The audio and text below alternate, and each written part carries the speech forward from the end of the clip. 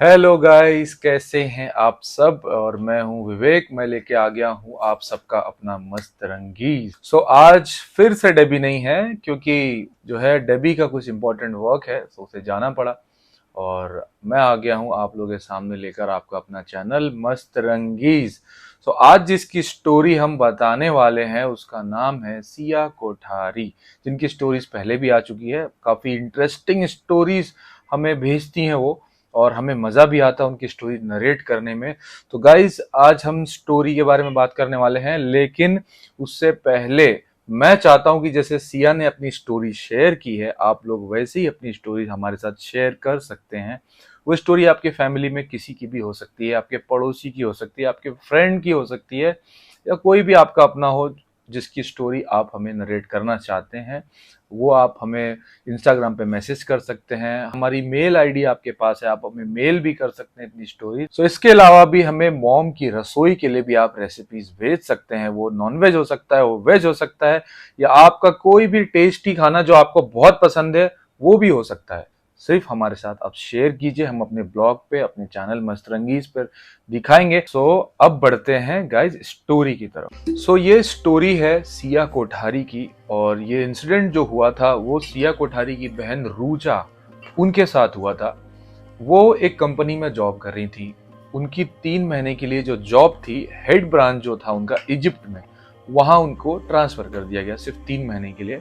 और जब वो वहां से जॉब से वापस आई पुणे, क्योंकि सिया और उसकी फैमिली जो थे वो पुणे में रहते थे, तो जब वो वहां से वापस आए तो उनके स्कूल और कॉलेज के जितने भी फ्रेंड थे गाइज, यानी कि रूचा के जो फ्रेंड्स थे, वो रूचा से मिलने के लिए बहुत ज्यादा एक्साइटेड थे, और रूचा को मिलने के लिए बार बार फोन करके मिलने के लिए उसको रिक्वेस्ट किया करते थे कि रूचा लेट्स मीट। जब रूचा को सोनिया का फोन आता है कि सोनिया कहती है कि मिलने के लिए, तो पहले तो रूचा जो थी वो मना कर देती है, क्योंकि वो बहुत थकी हुई थी और उसकी तबीयत ठीक नहीं लग रही थी। फिर पता नहीं क्या हुआ, सामने से सोनिया को रूचा ने फोन किया और कहा कि ठीक है यार, चल मिलती हूँ। सिया के घर से जो रूचा का हॉस्टल था वो कुछ 1 घंटे की दूरी पे था। रूचा फटाफट वहां गई, और वहां से उसने अपनी एक और फ्रेंड अमीशा को कॉल किया और उसको कहा कि तू भी हमारे घर आ जा, तू भी मेरे साथ आ जा, हम लोग दोनों मिलके सोनिया को मिलने जाएंगे।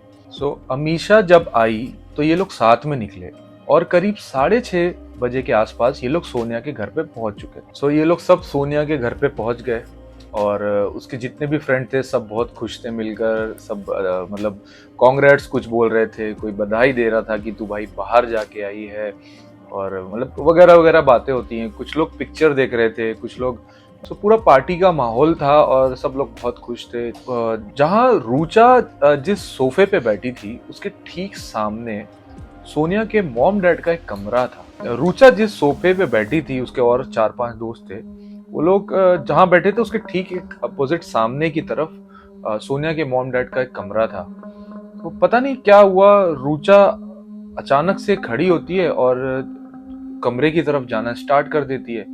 लोगों को लगता है शायद वॉशरूम जा रही होगी, और रूचा अंदर जाती है कमरे के अंदर, और कमरे को लॉक करने के बाद वो बिना किसी मूवमेंट के टर्न होती है और बेड के ऊपर जाके बैठती है। और जैसे ही बैठती है उसके ऊपर 3 काली परछाइयां जो थे उस पर अटैक कर देते हैं, उसका गला दबाने की कोशिश करते हैं, उसे मारने की कोशिश कर रहे थे। और उस समय रूचा को कुछ भी समझ में नहीं आ रहा था कि उसके साथ क्या हो रहा है। बस उसे 3 परछाइयां दिख रही थी और एक वियर्ड सी स्माइल दिख रही थी, जो एक होता है ना शैडो वाला स्माइल, एक डरावना सा अजीब सा, वैसी स्माइल उसे दिख रही थी, और उसको मारने की कोशिश कर रहे थे। तो रूचा कैसे भी करके उन जो 3 परछाइयां थी उनसे लड़के कैसे भी करके जो रूम लॉक किया था उसने, उस रूम से बाहर आती है, और बाहर आने के बाद वापस से उसी जगह पे बैठ जाती है जहां वो पहले बैठी थी। और बैठने के बाद वो अजीबो गरीब हरकतें, अजीबो गरीब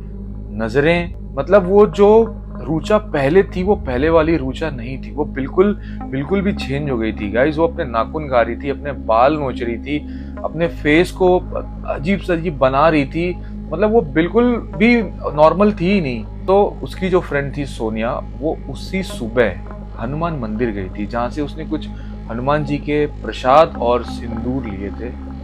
और जैसे ही वो हनुमान जी का जो सिंदूर था वो रूचा के सर पे लगाती है, और साथ ही साथ हनुमान चालीसा की चैंटिंग और जैनिज्म का जो मंत्र है वो साथ में चैंट किया गया, तो वो जाकर नॉर्मल हुई। फिर तो सब जो भी थे वहां पे वो सब एक साथ सोए, रुक गए, वहां पर स्टे किया उसके साथ, रूचा के साथ। सो नेक्स्ट डे मॉर्निंग में रूचा जो है सोनिया को समझाती है कि उसके घर में क्या हुआ था, मतलब जो भी इंसिडेंट उस रात घटी थी वो सब रूचा सोनिया को बता देती। बेडरूम में जो जो भी उसके साथ हुआ था, वो जो 3 परछाइयां थी उसे मारने की कोशिश कर रही थी, ये सारी जो भी वाकया हुआ था वो सब उसने सोनिया को बताया। और सोनिया को भी ये बात कल ही पता चली थी, क्योंकि उसके एक पड़ोस में रहने वाले किसी ने उसको बताया था कि तुम्हारे से पहले जो फैमिली यहाँ रहती थी, 3 लोगों की फैमिली थी, उन फैमिलीज को, मतलब उन 3 लोगों को किसी ने बेरहमी से मार दिया था, उनका मर्डर हो गया था।